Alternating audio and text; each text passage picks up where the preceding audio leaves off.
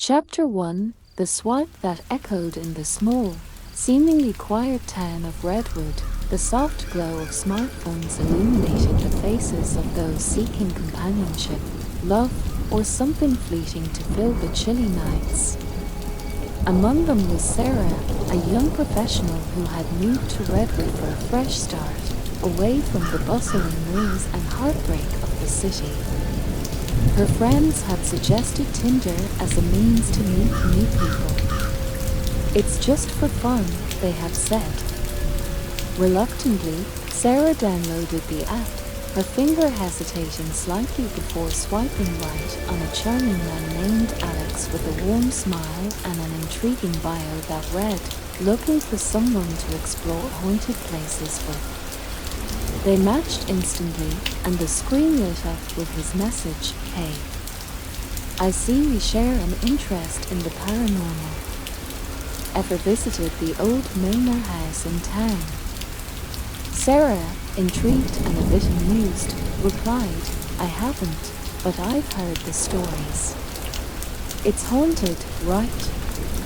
Supposedly, Alex wrote back, his messages quick and engaging. "How about we check it out this weekend? Could be a fun adventure, or at least a good story to tell." Despite the flutter of apprehension in her stomach, curiosity won over. They arranged to meet on Saturday night at the Milner House, a location rumored to be cursed after the mysterious disappearance of the Milner family decades ago. Chapter 2: The Meeting. Saturday night arrived, cloaked in a fog that seemed to rise from the very depths of the earth. Sarah drove to the Milner House, the GPS signal flickering as she neared the old mansion, which loomed ominously at the end of a long, winding driveway. The house stood as a silhouette against the backdrop of the moonlit sky, its windows dark, its structure a skeleton of its former glory. Alex was already there, standing by the rusted gates, his car parked under the shadow of the gnarled trees that lined the driveway. He greeted Sarah with a warm smile that didn't quite reach his eyes. "Ready to explore?" he asked, his flashlight cutting through the darkness as they walked toward the house. The air grew colder as they approached the front door, which hung slightly ajar as if inviting them into its secrets. Inside, the house was a time capsule of decay. Wallpaper peeled from the walls, and every step on the wooden floorboards echoed through the empty rooms. As they explored, Alex shared stories of the Milner family, how they vanished without a trace, leaving behind a house filled with their belongings, as if they'd simply evaporated into the mist. Sarah's phone vibrated with a Tinder notification, but when she checked, there was nothing there. Assuming it was a glitch, she pocketed the phone and followed Alex to the basement. The air was mustier here, the darkness thicker. Alex pointed his flashlight at a corner where children's drawings were scattered across the floor.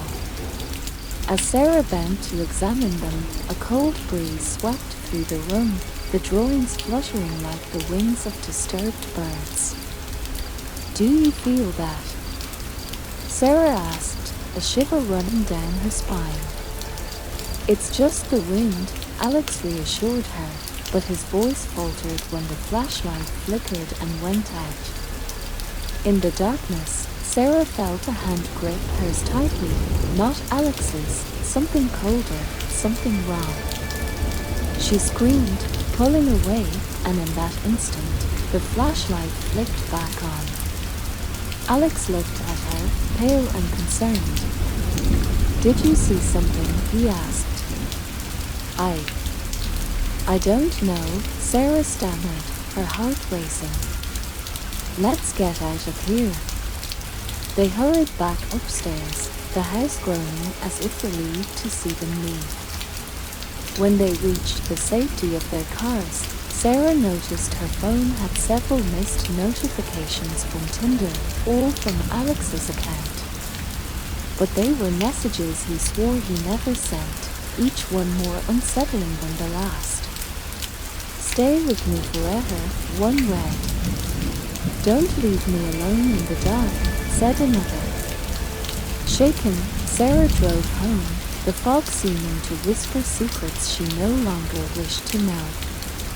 She arrived at her apartment, her mind reeling from the night's events. As she lay in bed, trying to convince herself it was all just a product of an overactive imagination, her phone lit up again. A new Tinder message from Alex. But it couldn't be. She had watched him drive away, had seen his face, pale and scared. Slowly, with trembling hands, she opened the message. "I'm glad you made it home safe. I can't wait to see you again." Chapter 3, Shadows on the Screen. The next day, Sarah's mind was a whirl of confusion and fear. The message from Alex continued to haunt her, each word a shadow that stretched across her thoughts. She couldn't shake the feeling that something was profoundly wrong. The messages, the cold touch in the basement, Alex's strange demeanor as they fled the house, it all spiraled in her mind, blurring the line between the real and the surreal. Determined to understand what was happening, Sarah decided to visit Alex. Maybe seeing him in the daylight, away from the shadows of the haunted Milner house, would help dispel the growing dread that clung to her like the fog of that night. She drove to his address, a quaint house on the outskirts of Redwood, the morning sun doing little to lift the heaviness in her heart. She texted him before she arrived, but there was no reply. When she reached his place, his car was in the driveway, but the house looked unusually quiet. Hesitantly, she knocked on the door. No answer.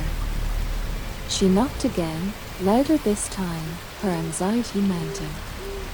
The door creaked open under the force of her knock, revealing a dark, silent hallway. "Alex," she called out, stepping inside, her voice echoing slightly. Their house was still, the air stale. As she moved through the living room, she noticed that everything was meticulously arranged, no sign of the disarray typical of a bachelor's home. The cleanliness was unsettling, as if the space was staged for sale rather than lived in. Sarah's footsteps led her to the kitchen, where a single cup sat on the table, its contents cold and untouched. A shiver ran through her as she noticed the laptop open on the counter, its screen displaying dozens of open tabs, all of them articles about the Milner house and its mysterious history. She leaned closer, her eyes scanning the headlines, "Unsolved Mysteries, the Disappearance of the Milner Family, Haunted Redwood, True Ghost Stories of the Milner Estate." Her heart raced as she clicked through the articles, each one deepening the mystery of the place she and Alex had dared to explore. Suddenly, a soft thump from upstairs jolted her. "Alex." Her voice was barely a whisper now, fear tightening its grip. She took a deep breath and headed towards the staircase, each step creaking ominously under her weight. At the top of the stairs, the hallway stretched dark and foreboding. Doors lined the passage, all closed. The thump sounded again, more urgent this time, coming from the room at the end of the hall. With each step closer, her hands trembled more, her breathing grew shallower. She reached for the handle, the metal cold and unyielding. Pushing the door open, she peered inside. The room was shrouded in shadows, the only light coming from a crack in the curtains. And there, in the corner, was Alex. He was sitting on the floor, his back against the wall, his knees drawn up to his chest. His eyes were wide, staring at something unseen, his body trembling. Alex. Sarah rushed over, her earlier fears forgotten in the face of his obvious distress. What's wrong? Are you okay? He looked up at her, his lips moving, but no sound came out. He pointed shakily towards the desk in the corner of the room. Following his gaze, Sarah turned to see what had captured his terror. On the desk sat another laptop, this one older, its screen flickering with static. But as she watched, the static cleared, and a video began to play. It was footage of the Milner house, the camera moving slowly through the hallways, the rooms, the very places she and Alex had walked just nights before. But something was off. In the video, they were not alone. Shadows moved independently of their own, forms without sources, shapes that twisted and writhed in the periphery. And the deeper the camera went into the house, the more frenzied the shadows became. Sarah felt a chill run down her spine as she turned back to Alex, his face pale and drawn. I didn't film this, he whispered, his voice hoarse. I don't know how it got there. As they watched the screen, the video reached the basement. The camera paused, and on the floor, the children's drawings began to move on their own, arranging themselves into a word, return. The screen went black, plunging the room into silence. Sarah and Alex looked at each other, the same terrifying realization dawning on them. Their house wasn't done with them yet. Outside, the wind picked up, howling like a mournful cry through the trees. It was a sound that promised no escape, a call back to the darkness they thought they had left behind. As night began to fall, the air grew colder, and the shadows in Alex's room seemed to deepen. They knew they had to go back to the Milner house. Whatever was waiting for them in that forsaken place, it was not done with them yet. As fear gripped their hearts, they also felt a strange pull, a morbid curiosity that drove them to uncover the truth, however dark it might be.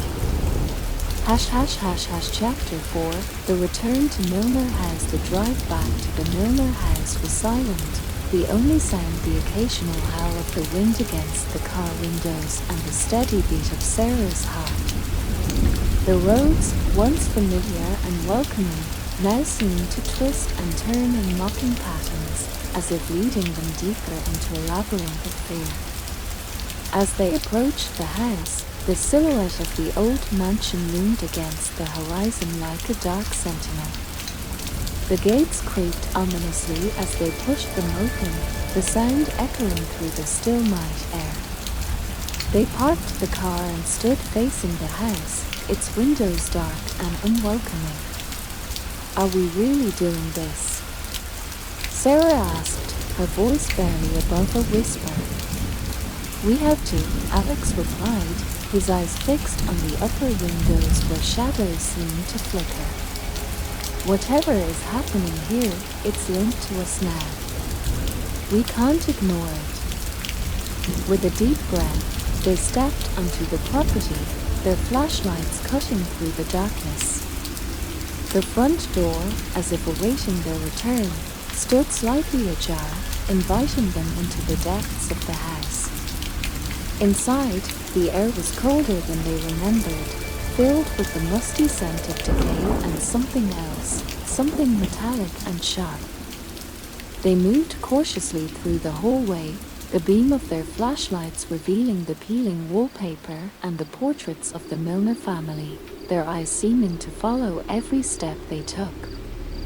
As they reached the staircase leading to the basement, a sudden chill filled the air, and the lights in their hands flickered. Sarah gripped Alex's arm, her instincts screaming at her to flee, but they pressed on, driven by a need to understand the forces that had entangled their lives with this cursed place. Descending the staircase, each step creaked under their weight, the sound unnaturally loud in the enclosing darkness. When they reached the basement, the air grew even colder, their breath visible in the beam of their flashlights. The children's drawings were still scattered across the floor, but now they seemed to be arranged in a deliberate pattern, a chilling message from the unseen forces that dwelled within these walls. At the center of the pattern was a new drawing, one they hadn't seen before, a depiction of the Milner house itself, surrounded by dark, swirling shadows and a single word scrawled beneath, bind. Alex knelt down, examining the drawing. "It's a binding spell," he murmured, his voice tense. "Whatever is here, it's not just haunting the house, it's bound to it. But why show this to us?" Sarah wondered aloud. "Maybe it wants to be free," Alex suggested, his eyes scanning the dark corners of the basement. "Or maybe it wants to bind us here too." They explored the rest of the basement, their senses on high alert. The shadows seemed to dance just beyond the reach of their flashlights, and every so often, they could hear soft whispers, as if the house itself was speaking to them. In the far corner of the basement, hidden beneath a loose floorboard, Alex found a small box. It was old, the wood rotted and covered in strange symbols that glowed faintly in the flashlight's beam. Carefully, he pried it open. Inside was a collection of items, old photographs, a lock of hair, a small, intricately carved figurine, and a letter, yellowed with age. Alex picked up the letter, the handwriting elegant but difficult to read. "It's from a member of the Milner family," he said, deciphering the faded words. "It talks about a pact with something they called the Shade, a creature of darkness that promised them prosperity in exchange for freedom to roam the house. But they broke the pact," Sarah realized, a cold dread settling over her. "And it trapped them here with it." As they absorbed the gravity of their discovery, a loud crash echoed from upstairs, followed by the sound of footsteps, too heavy and too many to be human. Their house was reacting to their presence, to their discoveries. "We need to leave," Alex said, his voice urgent. "Now." They rushed upstairs, the house groaning ominously around them, the temperature dropping so rapidly that frost began to form on the inside of the windows. The footsteps grew louder, closer, as if a multitude of unseen feet were descending upon them. As they reached the front door, Sarah glanced back, her flashlight catching a glimpse of movement at the top of the stairs, shadows twisting into forms too horrific to fully comprehend. She turned away, her heart pounding, and they burst through the door into the night. Behind them, the house seemed to roar in anger or despair, the sound chilling them to the bone. The air outside was shockingly colder than within, as if the night itself was inhaling the warmth from their bodies. They ran to the car, the gravel crunching underfoot, their breaths coming in panicked gasps.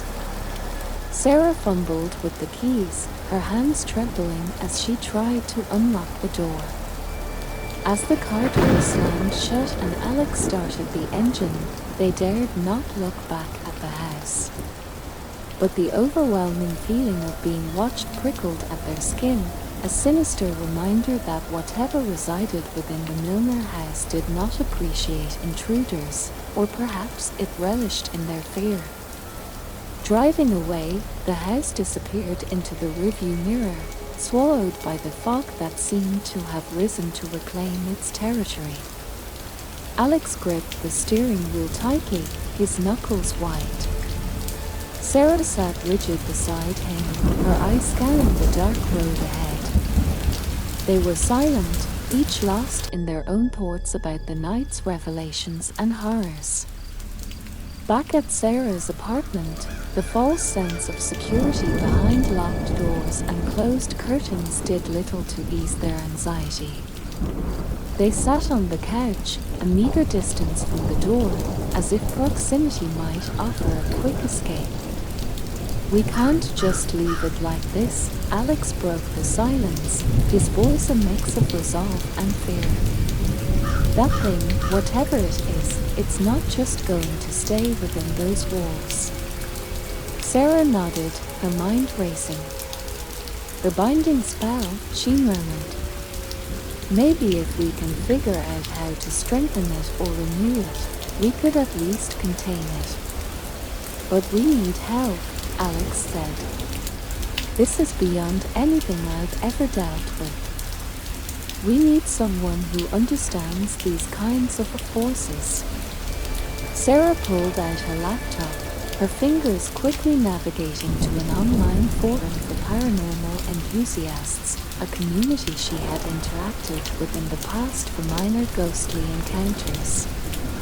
She hesitated, then began typing a detailed post, omitting only their names and the specific location of the Milner house.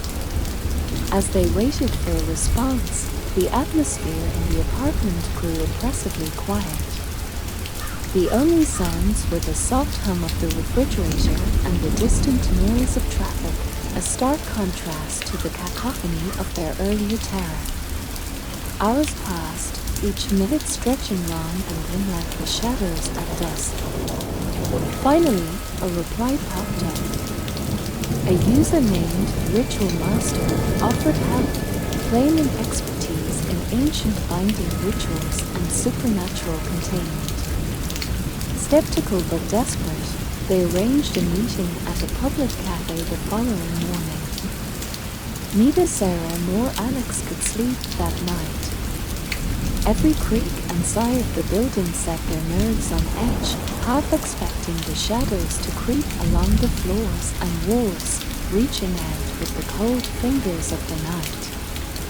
At dawn, they met with Ritual Master, who was, in reality, a woman named Eliza, her appearance unassuming but her eyes sharp and knowing.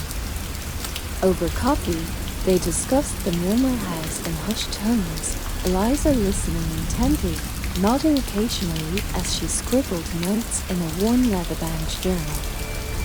"The shade you've encountered is ancient, more so than the house itself," Eliza explained. "Such entities are bound by the conditions of their summoning and containment. The family likely knew little about what they were dealing with and even less about how to properly bind it." "What can we do?" Sarah asked, the weight of the night's events heavy in her voice. Eliza closed her journal, her expression grave. "I can help you strengthen the binding spell, but it's going to require specific ingredients and a lot of energy. And there's always a risk. We could provoke it further." Alex and Sarah exchanged a weary glance. The thought of returning to the house was daunting, but the danger of leaving the entity uncontained was far worse. "We'll do it," Alex said finally. "Tell us what we need to prepare." Eliza outlined a list of rare herbs, sacred objects, and protective symbols that they would need to gather. "Meet me here tomorrow with everything on this list. We'll go to the house at dusk. It's strongest at night, but that's also when the veil between worlds is thinnest." As they left the cafe, the early morning light did little to dispel the darkness that had settled in their hearts. They were going back to the Milner house, back to the shadows and whispers. But this time, they hoped to confront the darkness with a power of their own. Yet, as they prepared for the night ahead, Collecting each item with meticulous care, the sense of foreboding grew. They were stepping into the unknown, challenging a force that had existed long before the first stone of Milner House was laid. The air grew chillier as the day wore on, a silent testament to the approaching night and the darkness it would bring. As dusk approached, the air thickened with an almost palpable sense of dread. Sarah and Alex had gathered everything Eliza had listed, each item adding weight to their already heavy hearts. They met once again at the cafe, their faces drawn and anxious as they prepared to confront the shadow that had haunted them. Eliza reviewed the contents of their backpacks with a meticulous eye, ensuring nothing was forgotten. Remember, every component is essential.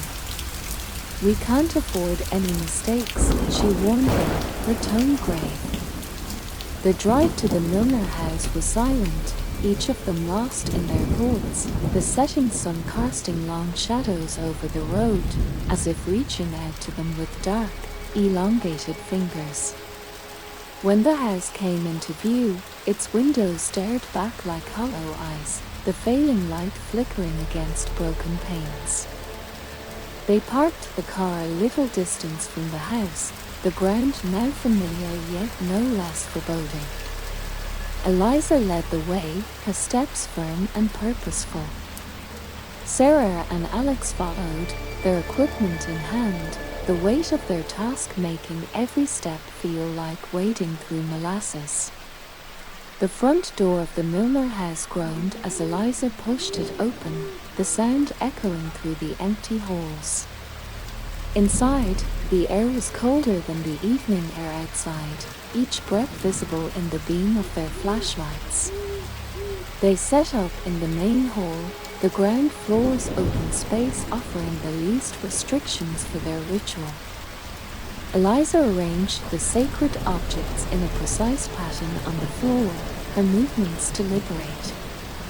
She directed Sarah and Alex to place their herbs at specific points around the perimeter, then drew protective symbols at each entrance with salt and ash. Once we begin, no matter what happens, do not step outside the circle, Eliza instructed, her voice steady despite the flickering lights and the creeping chill that threatened to invade their bones. As night fell, Eliza began the incantation, her voice rising and falling in a rhythm that seemed to pulse with the house itself. Sarah and Alex watched, transfixed, as the air inside the circle shimmered slightly, the boundaries of their protective barrier almost visible against the darkness of the house. Suddenly, the temperature dropped, breaths turning to mist, as the house responded to their challenge. A low moan echoed through the halls, growing in intensity, the sound almost human in its agony and anger. The walls themselves seemed to pulse, as if the house were alive and aware of their intrusion. "Stay focused," Eliza shouted over the growing din, her voice commanding. She continued the incantation, her words now loud and forceful. Sarah's heart pounded in her chest as the shadows began to coalesce, forming into the outlines of figures that paced just beyond the circle. She could see them clearly now, shapes of what were once human, twisted by darkness and bound to the house by an ancient and malevolent force. Alex gripped her hand tightly, his presence a reassuring comfort in the chaos that swirled around them. They watched, horrified yet fascinated, as the figures pressed against the invisible barrier, their faces contorted in expressions of rage and despair. The wind inside the house roared, the sound deafening as it whipped around them, the protective circle holding strong but vibrating with the force of the gale. Eliza's voice rose higher, the final words of her incantation piercing the tumult. With a sudden, earth-splitting crack, the atmosphere shifted. The wind died down as quickly as it had arisen, and the figures dissipated like smoke in the air, their presence retreating with a palpable sense of reluctance and defeat. For a moment, there was silence, the kind of silence that rings in the ears after a storm. Eliza slumped slightly, fatigue washing over her face now that the immediate danger had passed. "We've done it," she breathed, a small smile breaking through her exhaustion. "The binding is renewed. But we must leave now. The house will not forget this night."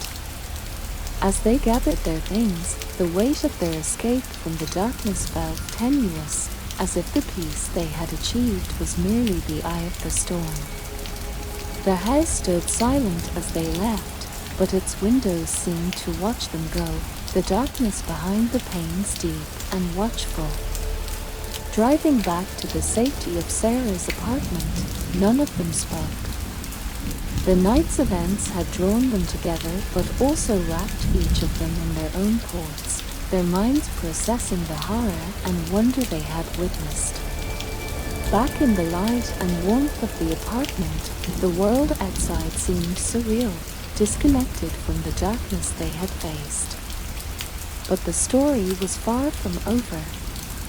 As they would soon learn, some shadows, once awakened, are loath to return to the darkness, clinging instead to the edges of light, waiting for a chance to stretch forth once again.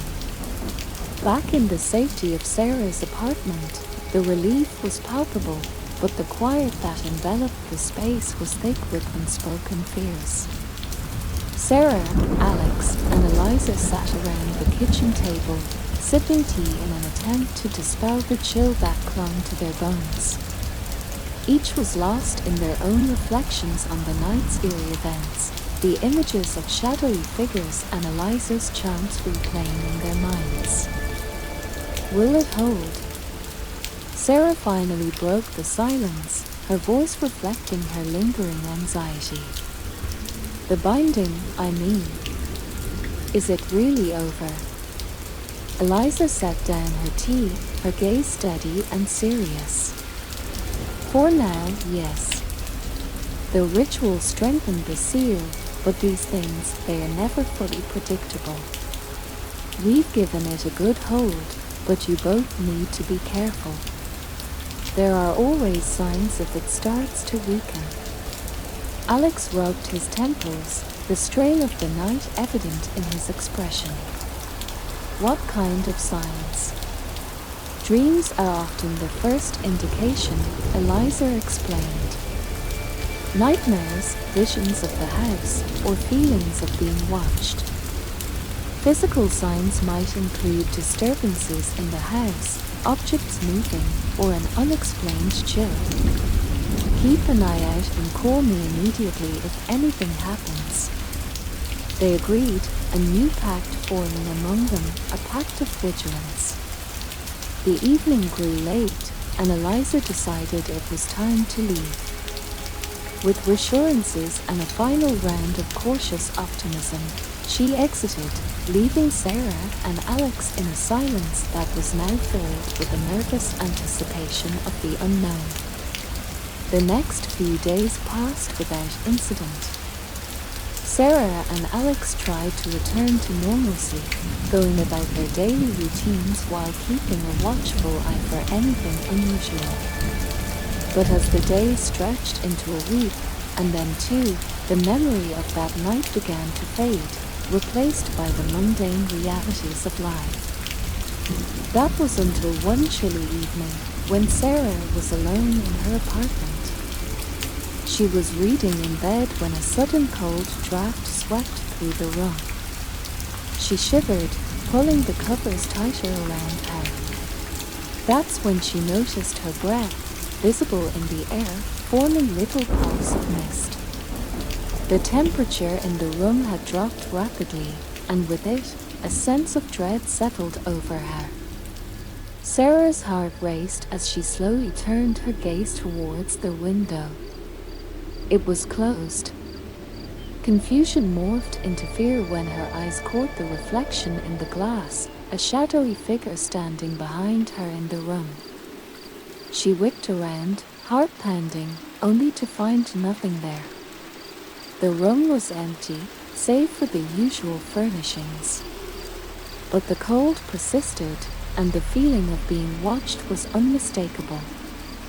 Panic gripping her, she grabbed her phone to call Alex, but as she dialed, the lights flickered and went out, plunging her into darkness.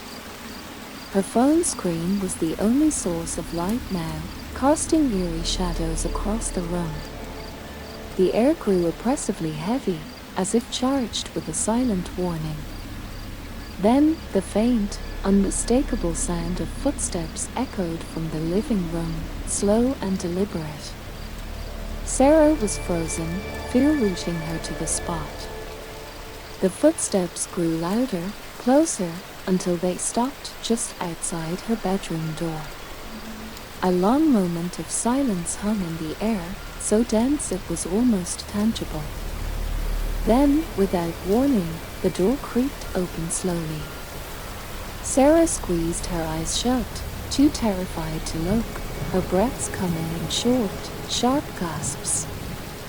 When she finally dared to open her eyes, the door was wide open, but there was no one there. The cold had receded slightly, and the oppressive feeling had lifted, leaving behind a chilling question of whether it had been real or just her imagination.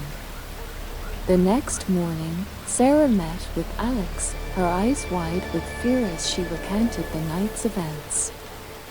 Alex listened intently, his face growing increasingly grim. It was clear to both of them that the nightmare was far from over. The darkness was reaching out again, perhaps testing the strength of the binds or seeking new ways to break free. Determined to end the cycle of fear, they contacted Eliza, arranging an urgent meeting to discuss their next steps. They met at the same cafe where they had planned their previous countermeasures, the winter sun casting long shadows through the windows, a grim reminder of the darkness lurking at the edges of light. As they sat down, preparing to delve back into the arcane mysteries that bound them to the Milner house, they knew that this time, their confrontation had to be definitive. They needed to seal the darkness away for good, to ensure that the shadows would no longer stretch into their lives. The preparation for the final stand against the encroaching darkness began, each knowing the cost of failure would be not just their peace but potentially their very souls. Eliza laid out the plan with a serious, unyielding tone. We need to go back to the house, but this time, we're not just going to strengthen the bindings, we're going to end this, she declared. Her eyes met each of theirs in turn, ensuring her determination was clear. I've been researching since our last encounter, and I think I've found a way to permanently seal the entity within the house. Sarah and Alex exchanged a look, their earlier fear tempered by a resolve hardened by their experiences. They nodded, and Eliza continued, "We'll perform a sealing ritual, but it requires an object of significance to the house, something that belonged to the Milner family, something that the entity might have been attached to." Remembering the small box of belongings they had found in the basement, Sarah spoke up. "We found a box with personal items. Would that work?" Eliza thought for a moment, then nodded. "Perfect. Bring it. We'll use that as the focal point for our ritual." The trio set out as dusk began to fall, casting long shadows across the land as they approached the decrepit structure of the Milner house. The setting sun seemed to hesitate as it touched the horizon, as if reluctant to lead them to the darkness that awaited. As they entered the house, each step was heavy with the weight of their task. They set up in the main hall, the same place they had conducted the previous ritual. Eliza placed the box at the center of a circle of salt and began to arrange candles and symbols around it in a precise pattern. Once everything was set, they each took their place around the circle, and Eliza began to chant. Her voice was steady and clear, cutting through the silence of the house. The candles flickered as if in response to her words, and a wind began to hover within the enclosed space, despite no windows being open. As the chanting intensified, the temperature dropped, and a thick fog seemed to seep out of the walls, enveloping them in a cold, damp mist. The shadows in the corners of the room grew deeper, gathering strength as if rallying against the ritual. Suddenly, a loud crash echoed through the house, and the sound of shattering glass from upstairs made them flinch. But they held their ground, continuing the ritual without falter. Eliza's voice grew louder, her words slicing through the growing turmoil within the house. The air around them began to shimmer, as if reality itself was warping. The shadows swirled and twisted, converging towards the box at the center of the circle. With a final, piercing shout from Eliza, a blinding light erupted from the box, expanding rapidly in a radiant wave that swept through the house. The wave of light collided with the shadows, and a thunderous sound like the crash of storms filled the air. The house shook to its foundations, dust and debris falling around them. But the circle held, the salt line glowing with a fierce, protective light. Then, as suddenly as it had begun, the chaos ceased. The light dimmed, and the shadows dissipated, leaving behind a silence so profound it rang in their ears. Tentatively, they stepped out of the circle, their eyes wide as they surveyed the room. Their house felt different, lighter, as if a great weight had been lifted from its aged structure. They moved through the house, finding no sign of the malevolent presence that had once dominated it. The air was clear, and for the first time in decades, the house seemed just an ordinary, albeit old, building. Eliza, Sarah, and Alex stood outside as the first rays of dawn touched the sky, the morning light confirming the night's end. "It's done," Eliza said, a tired smile on her face. "The entity is sealed away, bound to the house, but no longer a threat to the world outside." Relief washed over Sarah and Alex, the sunrise heralding not just a new day, but a new beginning. They had faced unimaginable horrors, but together they had prevailed.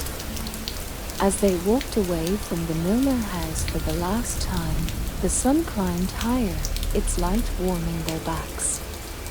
Their house stood silent, its dark history finally at rest.